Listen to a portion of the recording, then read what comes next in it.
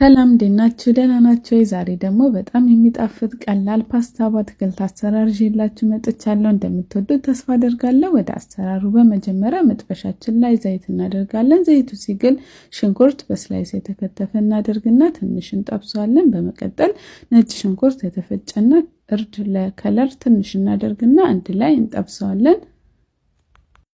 ከተጠበሰ በኋላ የተከተፈ ቲማቲም እናደርግና ቲማቲሙንም ለትንሽ ደቂቃ እንጠብሰዋለን። በመቀጠል በቀጫጭኑ የተከተፈ ጥቅልል ጎመን እናደርግና እንጠብሰዋለን። አነስተኛ ሙቀት ላይ አድርገን እንከድነዋለን። ጥቅልል ጎመኑ በግማሽ ከበሰለ በኋላ ካሮት እንደዚህ በቀጫጭን የተከተፈ እናደርግና አንድ ላይ እንዲበስል ከድነን እንተዋዋለን። ካሮቱም ጥቅልል ጎመኑም ሲበስል ጨውና ቃሪያ እንጨምራለን። ቃሪያ መጠቀም ማትፈልጉ መተው ትችላላችሁ፣ ግን ቆንጆ የሚጣፍጥ ፍሌቨር ይሰጠዋል።